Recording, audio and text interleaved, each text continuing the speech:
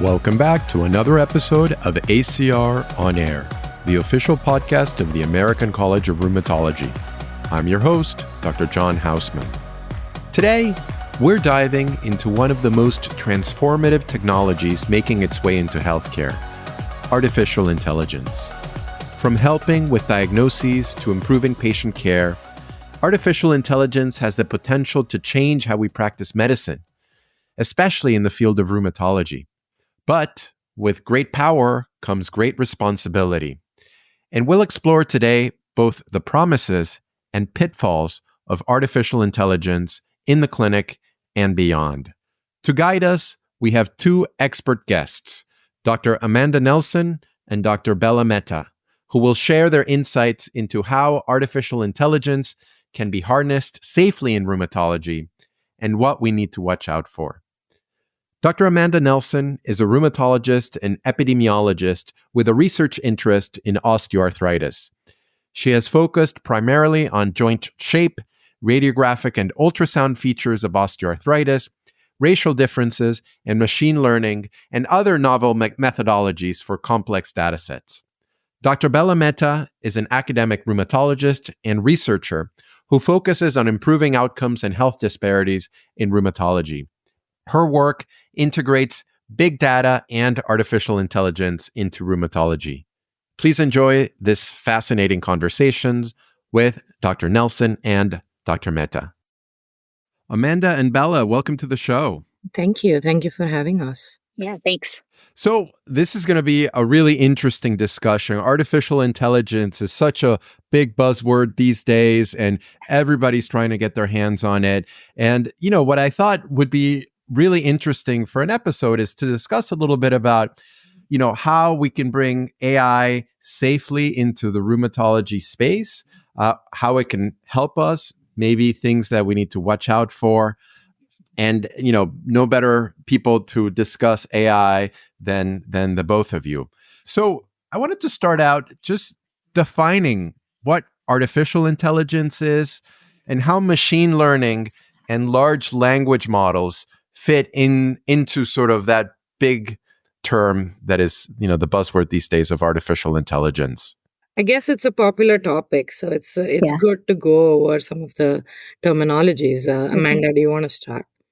Yeah, so I can do the first couple and then obviously Bella can take over for LLMs. But, in general, artificial intelligence is just getting computers to do things that people usually have to do. So we're teaching the computers how to do some tasks with appropriate training and then sort of carry out those tasks without the human remaining involved.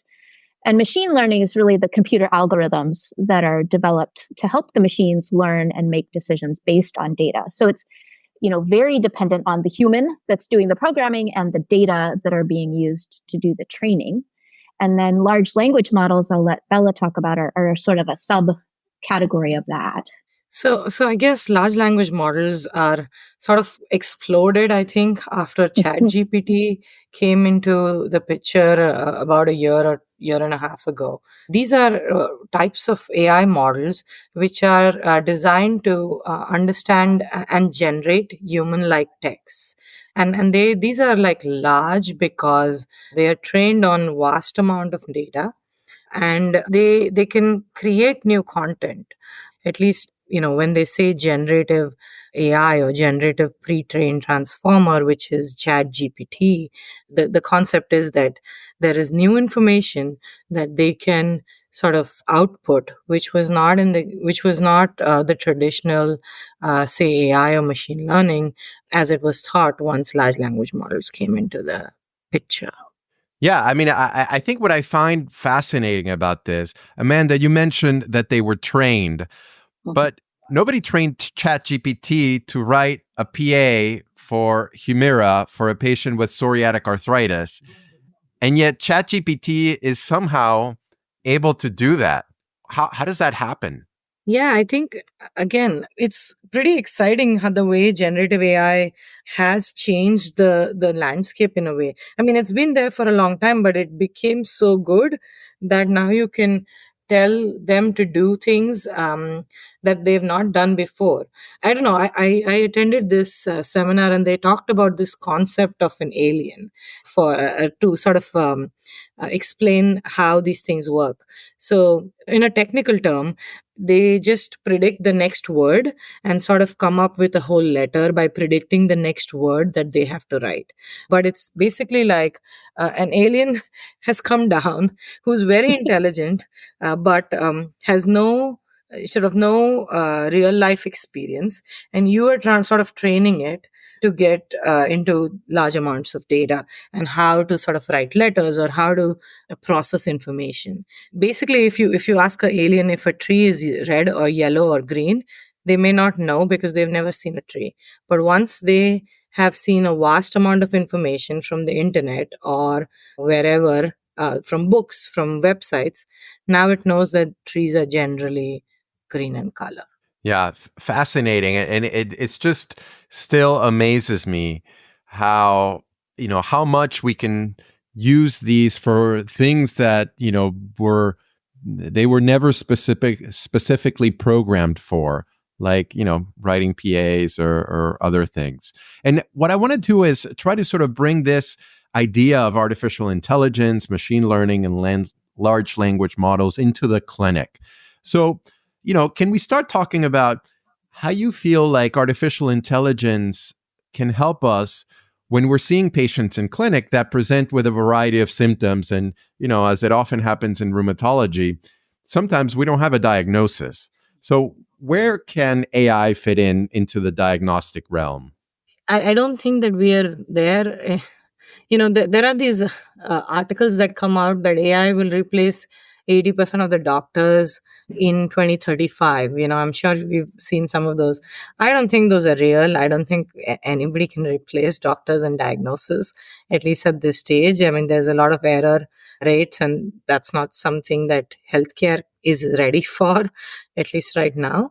But I think smaller pieces or smaller tasks can be can be outsourced to AI, maybe like radiology. I guess imaging is probably the one of the first ones that AI is showing more promise than others, especially because it's a computer vision. Those sort of data sets are sort of they are curated, and we are seeing good sort of results there. In terms of like diagnosis of diseases, no two patients will present the same, as we all know it, especially in rheumatology. So I don't think it can be used in diagnosis. Maybe it can be used in diagnosis aids right now, clinical decision support. But there's a lot more role in research right now. I feel like that we need to test these things, make sure they work before putting it out there in the clinic. Now, what do you say, Amanda? Yeah, I was going to echo exactly that. I think there's a lot of applications in research and a lot in imaging and future promise that these things will be, useful in the clinic. But I think the work to understand their limits, their biases, the appropriate training and testing sets, their sort of characteristics around, how accurate they're going to be and which populations, those things all need to be worked out before they're rolled out broadly in a more open clinical setting.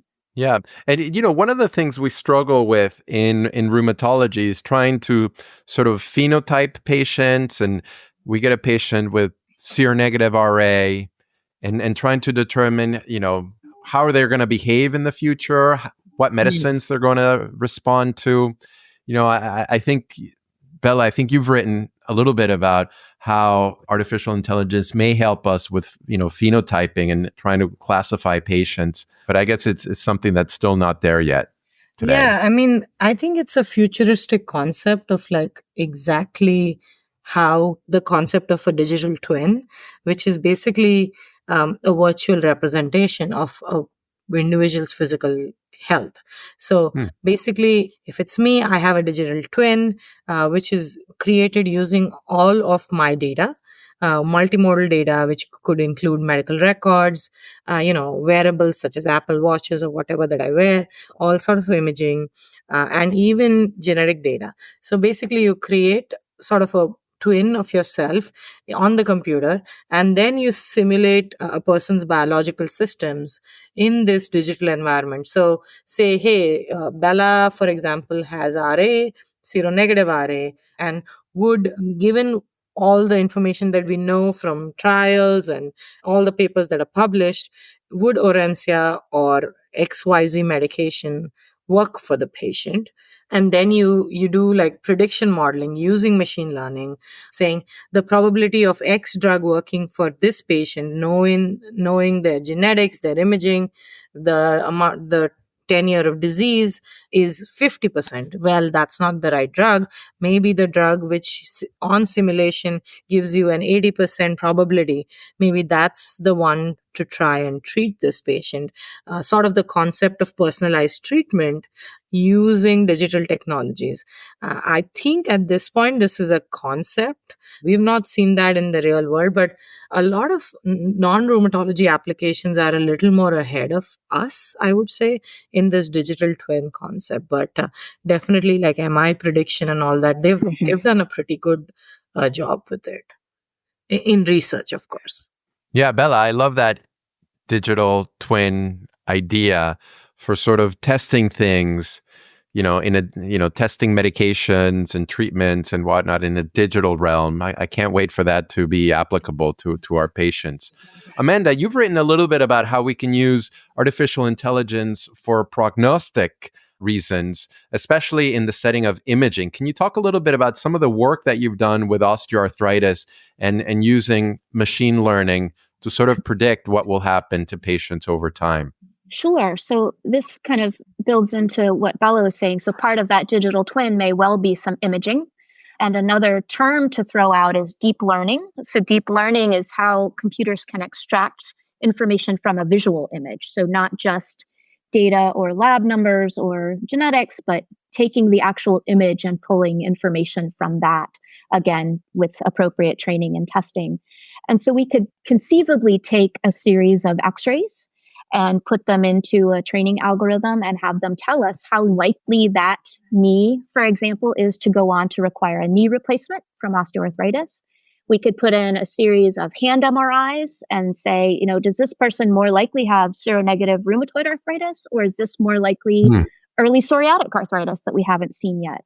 And being able to really extract features that maybe we can see, maybe we can't, or maybe we can't appreciate fully with the human eye, especially over a period of time, just because there's so much in an image, and it, is very time consuming to pull all those little details out. So I think, using the imaging as another feature to inform those phenotypes and prognostic models is going to be important, and again, is undergoing work in the research realm right now. Okay, so still not available sort of clinically. You can't input a patient's knee MRI and then predict the likelihood of a total knee replacement in the future? So they're still population specific. And this is a common issue with machine learning and AI in general, is it's really dependent on the population it was built on, especially for imaging, right? So if you put in OAI images, for example, which are often used because they're publicly available and can be downloaded, then those are, representative of the OAI population, but may not be representative of the international population, of people with other diseases, et cetera. So there certainly are tools, but they have not been widely validated across populations or for individual prediction at this point. They're more of a population level probabilities, like Bella was saying. Got it. All right. So it sounds like there's certainly promise in diagnostics, prognosticating, trying to find the right medicine for the right patient with this idea of the digital twin. But those are things that are still sort of being worked on and nothing that's ready yet to be used in clinic. I want to talk a little bit about a topic, something that is readily available and that I'm currently using, which is, ambient clinical documentation with artificial intelligence, which is pretty cool. Bella, can you talk a little bit about what it is and, are you using it? Well, I'm not using it, but I know that a lot of people are. At least there's, Epic has some, Epic is one of the AMRs that a lot of people are using, and they have certain beta testers that we've tested. And basically, if a physician and patient are talking, basically the note is written because it's just listening in. And that's again the power of large language models in a way, because it's very good with language. And in fact, it has also shown promise when, say, for example, a patient and a physician are talking in Spanish, but you want the note written in English, because that's sort of the standard way of documentation. It is doing a very good job with it. I've definitely tried using it on, sort of on test scenarios. Even just Chat GPT, the voice feature of that. Again, the reason I say Chat GPT is because it's sort of widely used, but I've used like a lot of other large language models and they're doing a pretty decent job. You can just try it out, sort of a patient and a physician scenario, and you can see there's a soap note which is written pretty well, and then you can go in and edit a few things here and there. So I think that's definitely like that these are some things that I think we can predict coming in the clinic in the next 1 or 2 years. I mean, I have a lot of med students who are using these tools, and it's interesting, but also saying like, hey, I hope you can sort of work without these. Like now, we couldn't work without calculators at some point, even to do simple math. I hope that's not a skill that we lose in the future. Yeah, my experience with ambient clinical documentation is pretty good. So yeah, often I have a lot of Spanish speaking patients and I speak with them in Spanish, and the notes are incredibly well written in English. I remember one note where, it even quoted the patient in Spanish saying, the patient is complaining of, quote, mucho dolor, or a lot of pain, which was, it's a nice touch. So, I think these clinical documentations are great for the HPI.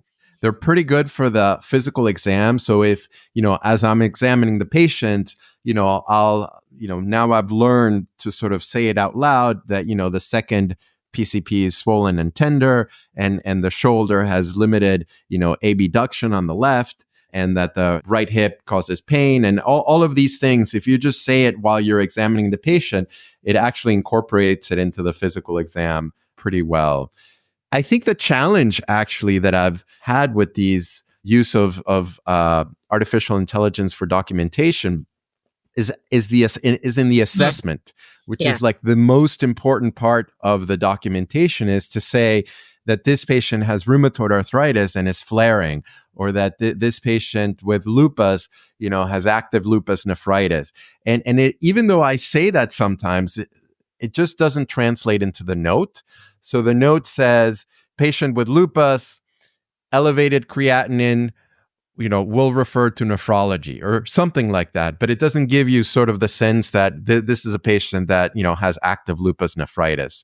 So it's been pretty good, but yeah, I mean, the assessment and plan, I usually go in and change but again, it's all about prompting too. So again, the concept of an alien, it's a smart alien, but you have to exactly tell it what to do, and you have to be very explicit. So if you say, in my assessment, I think that this patient has lupus and is flaring, it will come.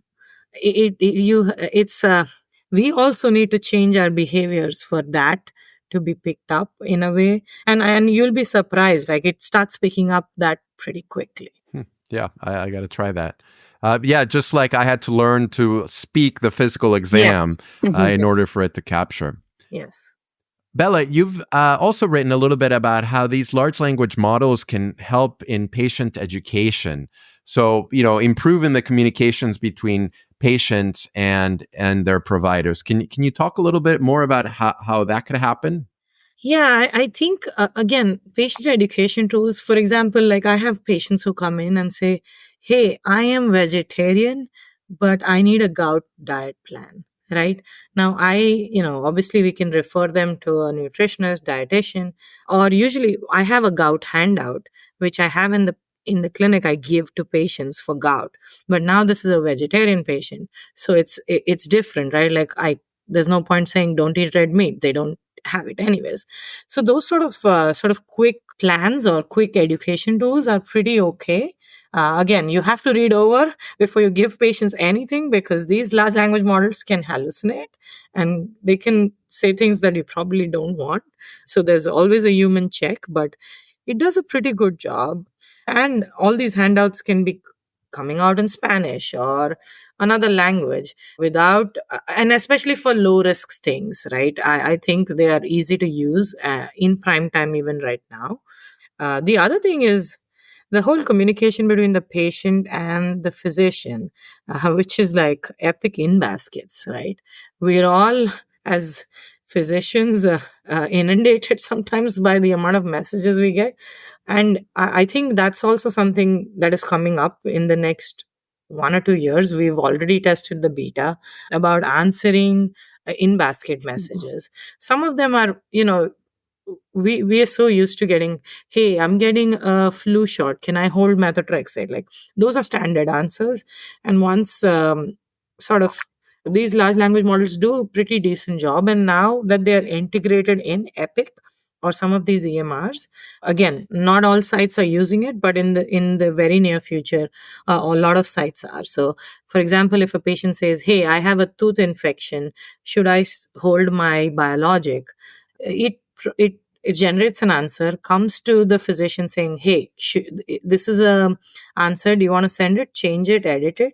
And more likely than not, it's pretty good. We can send it out. I mean, that definitely decreases physician burden, I feel like. Yeah, I love that idea. I mean, already on my iPhone that has the newest software with a little bit of artificial intelligence, it's great when I get, text messages and with a button, Apple is predicting how I'm going to respond to that message. So I don't have to type, great, I'll see you there, or thanks for letting me know. It already knows, and you just click a button and it responds appropriately. So I would love to see that integrated in Epic with these, patient communications. Moving on a little bit, and Amanda, you discussed this a little bit about how AI can be used for imaging analysis. So we get, a patient with RA or OA, and they're having hand pain, and we get an X-ray. How available is artificial intelligence to read scans like that today? Is that something that's being used, or is that something that's still in the testing phase? I'll say it's probably being used somewhere, but it should still be in the testing phase. I think the applications are really broad here, and the potential is there. Again, particularly for things where we may have limited local expertise, right? So I'm thinking of like sacroiliac joint X-rays, which really require a certain eye to diagnose sacroiliitis, and maybe a musculoskeletal radiologist, but maybe it's a rheumatologist, maybe it's another person who doesn't have that kind of expertise, and being able to feed in a film like that and get something like a probability that this is sacroiliitis, or following up over time, these are the last 3 SI films, do you think this is progressing, that kind of thing, I think is not terribly far off. And the other useful thing that kind of bridges the gap from clinic to research is, knee x-rays, if we're thinking about osteoarthritis, are not really generally read for typical osteoarthritis grades that we use in research, right? We don't get a KL grade from our radiologist, but we might want one if we're doing a big chart review project and we wish we could go back and get a Kellgren-Lawrence grade, or for that matter, a DAS28, right? Same idea. The machine can take data that are there and generate probabilities of other data. So it could take a series of x-rays and say this went from KL grade 2 to 4, even though your read says osteophytes and joint space narrowing. Or it could say, the third DAS28 in this series that's missing was probably a 12, right? So it can kind of give you some data that can be inferred, but is not directly available to allow you to do research without such large quantities of missing data, or to fill in data that could be there, but aren't, just due to time or effort. Such a cool idea. And you both have mentioned research so far. Can you talk a little bit more about how artificial intelligence is already helping to do research, such as data analysis or other methods? Machine learning has really opened up a lot of opportunities to analyze large data sets and not have to pick and choose. So in the past, we might look at an association between, factor X and outcome Y, or maybe X and Z and outcome Y, but not, 58 different features and 12 different outcomes, which we can do now. You have to do it in an informed way and understand the potential biases and how the model is doing it. But it's also very nice to not have to sort of a priori say, I think it's this, and potentially miss the opportunity to identify new features that you didn't think were associated, or things that are potentially actionable that you hadn't really considered, or that maybe were relevant for a different disease, but not the one that you're thinking about. It really opens up a lot of opportunities to explore a variety of data where maybe before we were having to pick and choose kind of the most likely associations in order to run models. And I'll let Ella fill in too. Sure. So I guess a couple of things that I would say has helped me. One is, we're talking about AI for radiology images like X-rays and MRIs and whatnot. The other sort of big potential in is pathology images. I mean, the cancer world is way ahead of us. Like they are really trying to diagnose cancers in the ORs, like, on fresh tissue and whatnot, especially sort of to make sure that the borders are in or whatnot. What we did at some point is get synovial tissues and got their H&E stained, digitalized. So basically take a picture of the slides and counted the number of cells, which could be 5,000 on a slide. So a human, if you ask a pathologist to count 5,000 little dots on us, they are not going to be happy with you.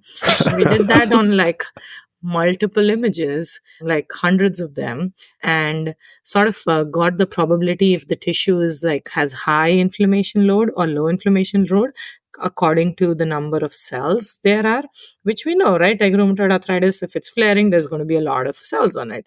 But from a research perspective, you can just scan an image, approximately know how many cells there are. So what's the likelihood of this being RA or OA?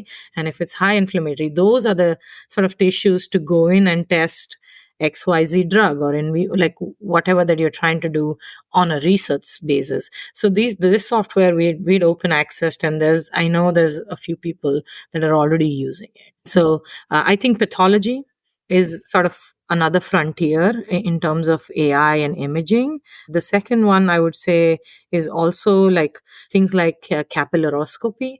Those are images. We have a lot of pictures of that for our patients, and that's I know of certain groups who are trying to sort of digitalize it and use AI to sort of use it in a diagnostic way, sort of for mass practices, especially in low resource settings.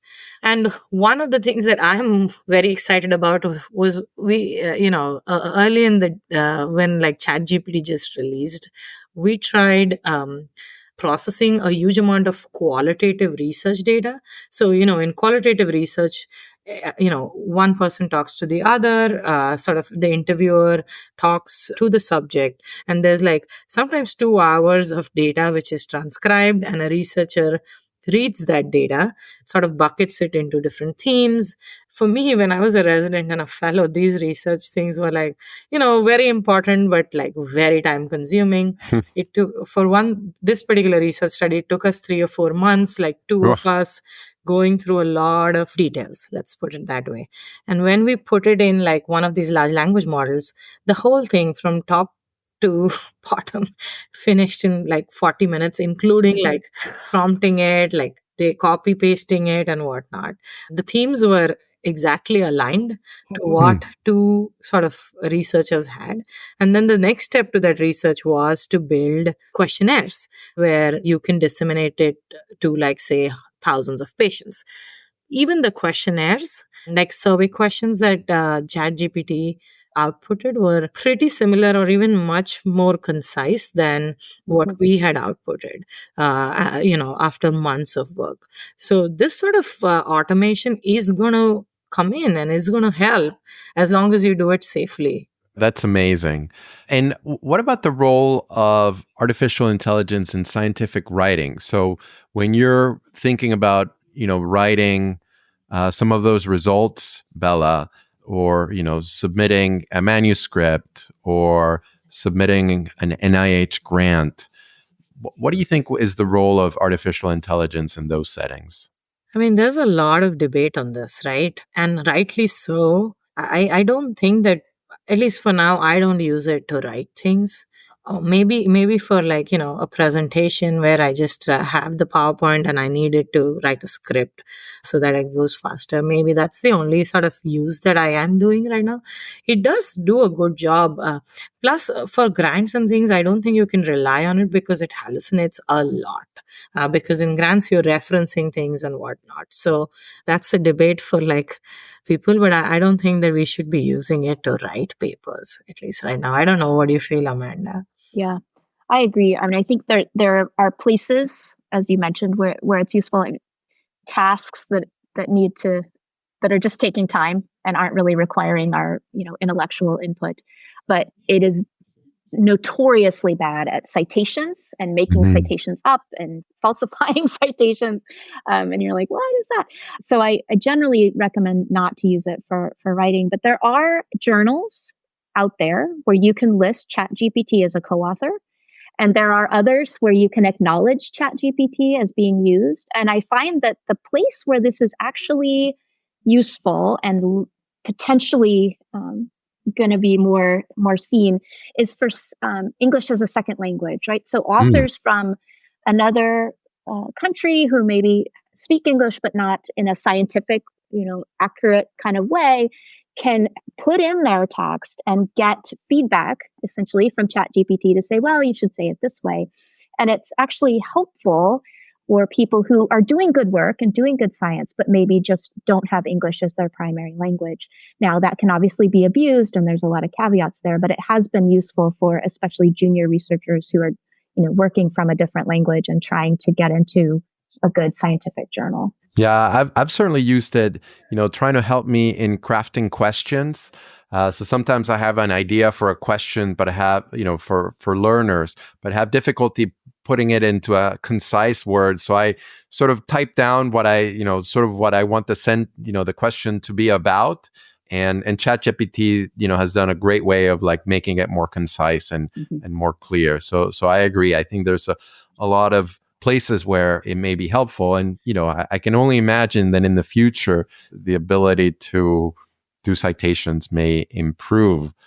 But how to reconcile sort of authorship is a really interesting dilemma. True. Maybe that's for another ACR on air episode. I guess one thing that I would sort of add is that, sometimes there are like residents who are rotating with us in rheumatology, and that's the first time they're probably seeing or going in and taking like a patient with lupus nephritis and their history and what to ask. These sort of things like, hey, what are the questions that I need to ask a new patient coming in with lupus nephritis?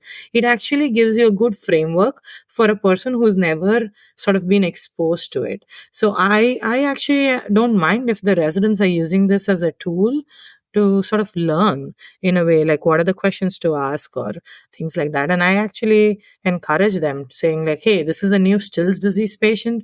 Okay, what are the questions? Like, what is the particular review of systems you need to ask? So that's fair game, I think. I love it. Yeah, that was going to be my next topic is how do we use artificial intelligence in medical education? I think, Bella, that's a great idea for trainees to get into the habit of working with ChatGPT or another large language model to try to get a better sense of like how to structure the interview, what questions to ask, what's relevant on the physical exam, what labs may be pertinent to obtain when you're considering the diagnosis of Still's. I think those are all very important. An interesting thing that has been documented over and over is that ChatGPT does a great job in taking medical exams. Right. So, I think it can pass like all the boards and probably even the rheumatology boards as well.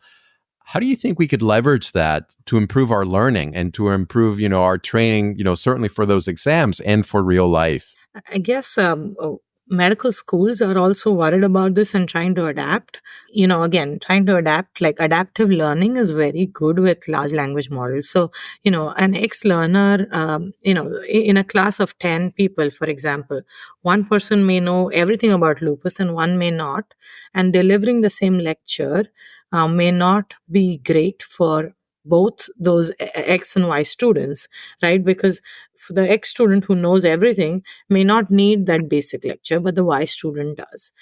So some of these large language models can assess and give you those lectures according to your according to the stage of learning that you are at. They're using that in non-medical things for sure. Medical schools are still thinking about this and adapting. One of the things that I tried with one of the professors here was sort of, at the end of a semester, they have to come up with so many original questions on the data that they've taught students. For example, if they've taught them about rheumatoid arthritis, they have to come up with like 5 questions to assess if they understood rheumatoid arthritis. Mm-hmm. Those things are pretty time consuming, and ChatGPT can give a good framework Yep. on that. Obviously, like we are rheumatologists, we can make sure that the question is right and again assess how valid they are, but it gives you good options. At least you don't have to come up for of it from scratch, and then you can adapt and modify it. So one is adaptive learning and one is like questions. It's a good tool for anybody who's teaching courses. Yeah, I think for learning anything, like, I remember had some questions about like my 401k and finances and trying to like figure out what's what, talking with ChatGPT and getting sort of a refresher about like, these are like the options and this is how they compare amongst each other. And this is how you may want to choose between one or another. I think, for me has been very helpful also in trying to create like an exercise plan saying, hey, I'm training for a triathlon, come up with a plan of different sessions that I should do, on various different days. And here are my limitations. It actually does a very good job. And even my daughters are currently using sort of some version of adaptive learning. So they took an exam at the beginning of the school year to place them into a level of mathematics. And so when they do mathematics, it's on the computer and it's sort of knows where they are and gives them material that's appropriate for them instead of having the same material for the entire class, which, for some kids may be very challenging and for other kids may be very easy. So I think that's like a nice way that these, adaptive learning systems, can help promote better learning for everybody. So artificial intelligence has a lot of promise, but certainly there are some limitations. I think the topic of your talk at Convergence is, how to avoid getting burned by AI. So let's talk now a little bit about the limitations. Bella, you mentioned that you're concerned about sort of equitable use of artificial intelligence. Can you talk more about that? Yeah. So, Amanda mentioned earlier that, you feed in data to a machine learning model and you say, can you predict X, Y, or Z? But all of the prediction sort of depends on what data you put in, right? So if you're not very careful, healthcare disparities can be exacerbated. Being aware of it and making sure that whatever machine learning model or AI model that you're trying is not doing harm to any one particular part of society. And there's been studies out there saying that just because most of the data sets it was trained on did not have say X racial group, those were like massively underrepresented, and their prediction models were way different than others. I would also say that one thing about large language models, on the other hand, is that they are very unbiased. They're just looking at language, so they probably might be sort of going the opposite way in a good direction. I would say, saying that the disparities are not as much exacerbated by large language models. Again, all of this is like one or two studies sort of showing this, some data here and there, but sort of generally the direction. I mean, and I know Amanda deals with a lot of those machine learning models. So, Yeah, so I might give a couple examples. if the training data only includes one visit for a certain group, then the model might assume that those people did well, right? It might say they didn't come back for care, but maybe they didn't have transportation, or maybe they did really poorly and couldn't come back, or maybe they went to a different hospital system, right? Or it could assume that all those people did poorly when they didn't. So, the model is a model and it's learning from the data that's fed in. And there are a lot of ways, if you sit and think about it from the alien standpoint, right, to interpret why these data are missing, or why this person fell out of the data set, or why this outcome was encountered that may not be the actual reason, but may just be true, and unrelated. And thus, worsening those potential biases that Bella was mentioning.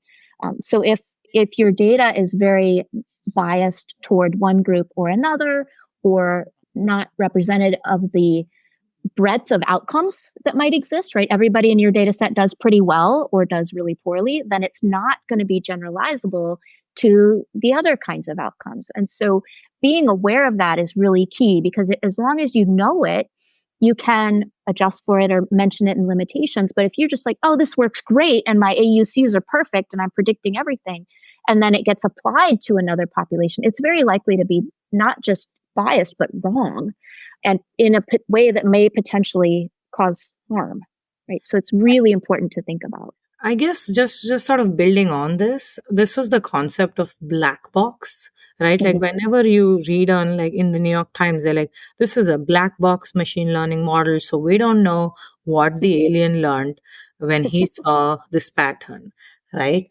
So there are newer or different models, which are called glass box models in machine learning itself. And you'll see more and more of this sort of, because now they're like, hey, we want to know how the alien came to this decision, right? So I like those a little more.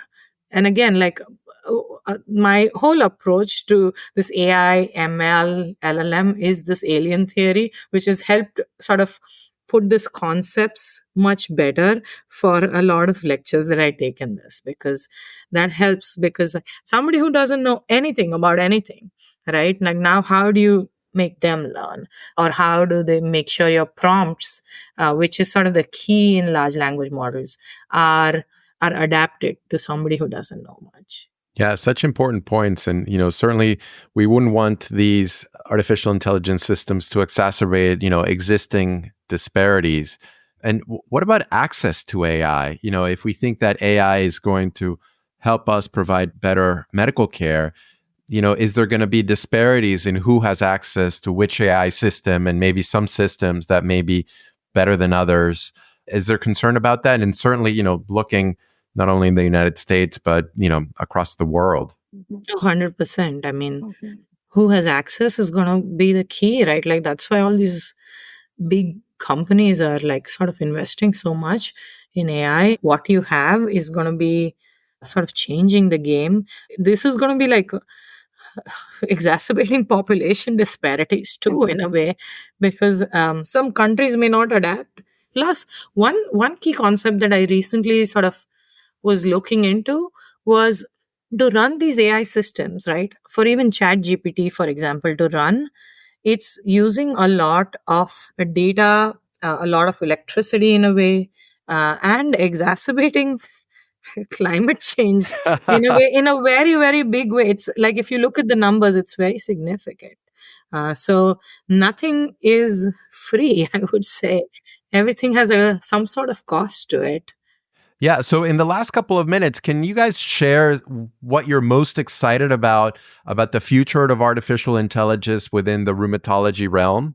Yeah, so I'm really excited about being able to pull out images, pull out data that's available in our medical record, but maybe not in a coded way that we've been able to access thus far. So as Bella mentioned, pathology slides, even for lupus nephritis or other things, skin biopsies, urine slides, right? Blood smears, like all these things can be read with computer intelligence and be able to provide additional information beyond what's currently, readable right? Structured data in an EHR. There's a whole bunch of stuff in there that isn't structured and readable right now that could be used to improve phenotyping, prognosis, all the kinds of things that we're talking about in the future.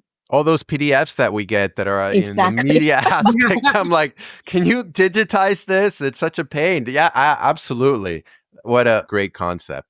Yeah, I think, again, I'm most excited about one is using these tools to decrease physician burden, sort of tasks that are not, you know, that can be taken out of our plate so that we can take better care of patients, and sort of large language models and how they would help create a new way of doing research and adapting to clinical care. And lastly, how personalized medicine will be sort of much more accessible using all these technologies. I love it. And with that, I have to thank both of you for this really, really exciting topic in artificial intelligence and rheumatology. I can't wait to sort of, have these things available at our fingertips, both imaging analysis and phenotyping and, maybe even precision medicines with these artificial intelligence models, using them in medical education more readily. Certainly there's a lot of excitement. And, we always have to be aware of some of those concerns about biases, about equitable use. And certainly we don't want ChatGPT to exacerbate our climate change issues. But Amanda and Bella, thank you so much for your time. It's been a pleasure. Thank you. Thank you so much. Well, there you have it. Artificial intelligence is definitely coming into the clinic. We've learned about AI's potential to assist in diagnostics, automate documentation, and even predict disease outcomes. Yet, we also touched on the importance of cautious implementation to avoid biases and ensure equitable access. This technology holds immense promise, but it's also crucial that we understand its limitations and work to make it a tool that enhances rather than complicates patient care. Thank you all for listening, downloading, subscribing to our show, and for rating us with 5 stars, or however many stars you think we deserve. You can find our show notes for this and all other episodes at acronair.org, Apple Podcast, Spotify, and on your favorite podcast app. Until next time, don't forget your own natural intelligence as we continue to explore artificial intelligence. And of course, stay healthy.